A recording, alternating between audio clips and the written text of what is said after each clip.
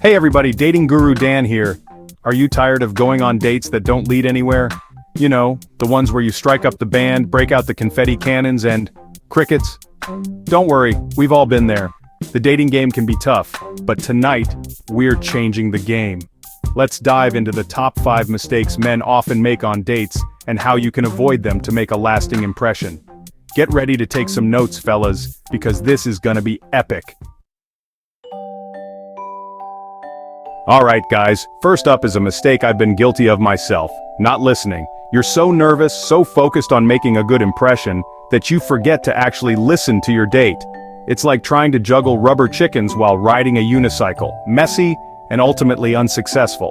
Remember, a date isn't your chance to deliver a perfectly rehearsed stand-up routine. It's about connecting with another person. So how do you avoid this dating disaster? Ask open-ended questions. Instead of "do you like Italian food?" ask "what's your favorite type of cuisine?" See the difference? Now they have a chance to really talk, and you get to sit back, relax, and enjoy the show. Just kidding. Don't actually relax too much. You still need to listen to their answer. I'm serious about the listening part, folks. It's like trying to parallel park. You can't just look straight ahead and hope for the best. You gotta pay attention, make adjustments, and maybe even use your turn signal. Okay, maybe not the turn signal on a date, but you get the idea. Show her you're interested by making eye contact, nodding, and asking follow-up questions. Trust me, a little listening goes a long way. Think of it like this: your date is a guest on your very own Tonight Show. You wouldn't interrupt your guest with your own stories, would you? Well, maybe you would if it was someone like Tom Hanks or The Rock, but you get the point. Let your date be the star of the show, and you focus on being the best listener in the audience. Remember, listening isn't just about hearing the words they're saying, it's about understanding their perspective, picking up on their sense of humor, and finding those little things you have in common. It's about showing her that you're not just interested in filling the silence, you're interested in her. And hey, if you're really struggling to come up with questions, just remember the magic words. Tell me more. Those 2 little words can work wonders, my friends. They show that you're engaged, interested, and ready to take a deep dive into their world. So ditch the canned responses, put away your phone, seriously, put it away, and really listen to what she has to say. You might be surprised by what you learn, and who knows, you might even find yourself enjoying the conversation. Now that's what I call a win-win.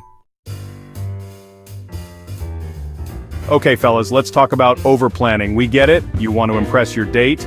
You've got the whole night mapped out, reservations at the hottest restaurant in town, tickets to that sold-out show. Hold on there, Tiger.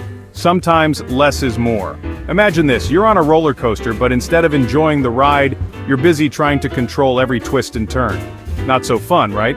That's what it's like to overplan a date. You're so focused on sticking to the schedule that you miss out on the spontaneous moments that make a date truly memorable.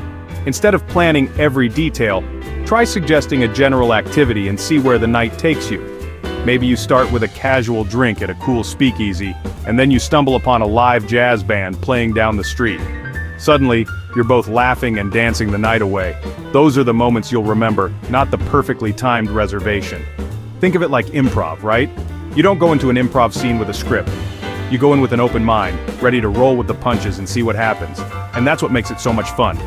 So loosen up, embrace the unexpected, and let the date unfold naturally. Now, I'm not saying you should show up empty-handed and clueless. It's always good to have a backup plan just in case. But instead of making reservations at the fanciest restaurant in town, why not suggest a cool neighborhood spot you've been wanting to try? That way, you can still show off your knowledge of the city without coming across as too controlling.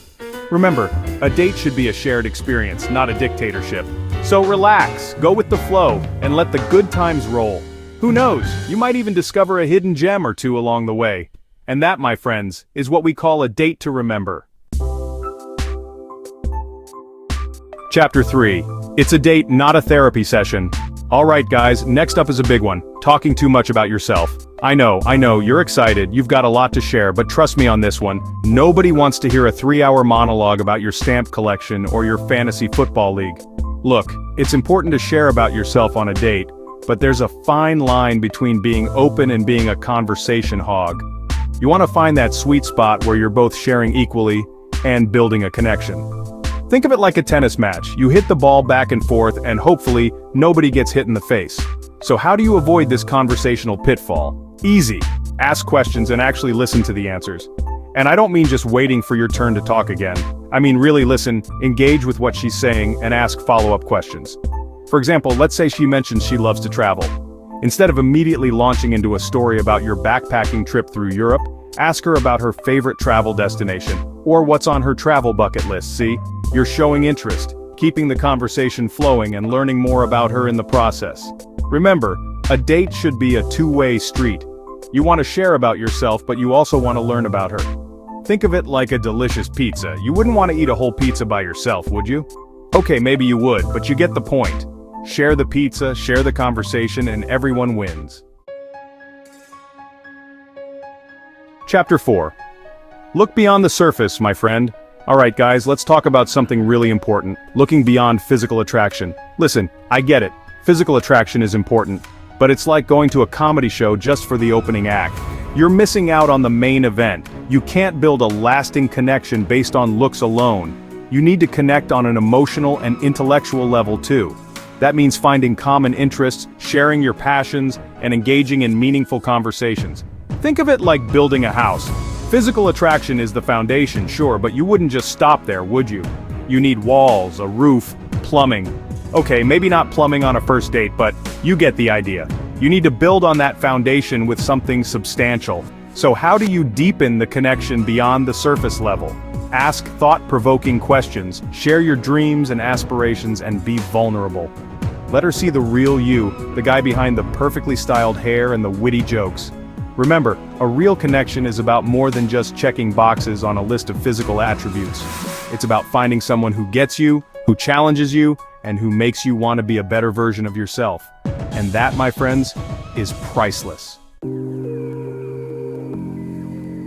Chapter 5. Decode the secret language of love. Alright, gentlemen, get ready for a crash course in the fascinating world of body language. You see, communication isn't just about the words we say, it's about all those subtle cues we send through our body language. Think of it like a secret code, but instead of cracking safes, you're unlocking the secrets of attraction. Ignoring body language is like trying to watch your favorite action movie on mute. Sure, you might get the general idea, but you're missing out on all the explosions, the witty one-liners, and the epic soundtrack. So how do you become a body language pro? First things first, pay attention to eye contact. Is she making eye contact? Holding your gaze? That's a good sign. Is she looking everywhere but at you, maybe checking her phone every 5 seconds? Well, that's a sign you might want to change the subject, or maybe just change your phone number and start fresh. Just kidding. But seriously, eye contact is key. It shows you're engaged, interested, and maybe even a little bit smitten. And hey, a little bit of eye contact never hurt anyone, right? Just don't go full-on staring contest because that's just creepy. Next up, let's talk about smiles. Is she smiling? Laughing at your jokes, even the bad ones? That's a great sign. Smiling is a universal sign of happiness and engagement, so if she's flashing those pearly whites, you're doing something right. But remember, not all smiles are created equal. A genuine smile reaches the eyes, while a fake smile is all about the mouth. So pay attention to those crinkles around the eyes, my friends, because that's how you know you've really made a connection. And finally, let's talk about touch. Now, I'm not saying you should go in for a full-on hug or anything, but a light touch on the arm or shoulder can go a long way. It shows you're comfortable with her, and it can create a sense of closeness and connection. But remember, consent is key. Always make sure she's comfortable with physical touch before you make a move. And if she seems hesitant or pulls away, respect her boundaries and back off. So there you have it, gentlemen, a crash course in the fascinating world of body language. Remember, pay attention to those nonverbal cues, and you'll be well on your way to decoding the secret language of love. Outroad, that's a wrap! And there you have it, folks, the top 5 mistakes men make on dates and how to avoid them. Remember, dating should be fun, exciting, and a chance to connect with someone special. So, relax, be yourself, and enjoy the ride. Have you made any of these mistakes? What would you add to this list? Share your experiences in the comments below, and let's learn together. Because at the end of the day, we're all in this crazy dating game together. And who knows, maybe by sharing our stories and learning from each other, we can all find that special someone to share a pizza with. Share our lives with. Thanks for watching, everyone. See you next time.